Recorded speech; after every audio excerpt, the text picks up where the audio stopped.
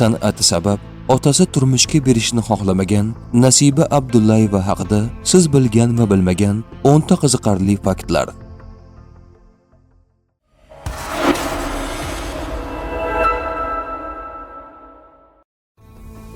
18 yoshida butun Markaziy Osiyoga mashhur bo'lgan Nasiba Abdullayeva 1961-yil 15-noyabr sanasida Melik Yar Muhammedov va Xalchuk Halimaqulova oilasida tug'ilgan. U bolaligidan akordeon chalishga qiziqqan va san'at sohasida xonandani otasi doim qo'llab-quvvatlagan. Xonandaning san'atkor bo'lishiga hamma qarindoshlari qarshi bo'lgan. Turmush ham san'atga kirib, negativlar ko'payib ketmasligi uchun qurilgan.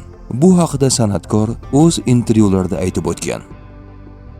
Nasiba Abdullayeva 18 yoshida ozarbayjonlik gitarachi Eldor Abdullayevga turmushga chiqqan. Xonanda turmushga chiqish paytida otasi ijod qilaman deganding, erta turmushga chiqyapsan, karyerang nima bo'ladi degan gaplarni aytgan.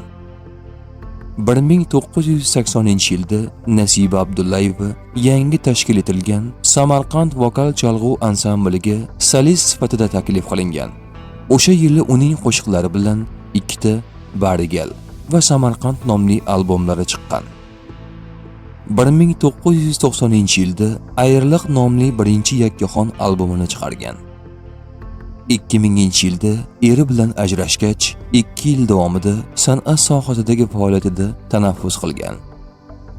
2002-yilda esa sahnaga qaytgan Nasiba Abdullayeva 2004-yildan beri O'zbekiston Davlat konservatoriyasida estrada ijrochiligi kafedrasida dars beradi.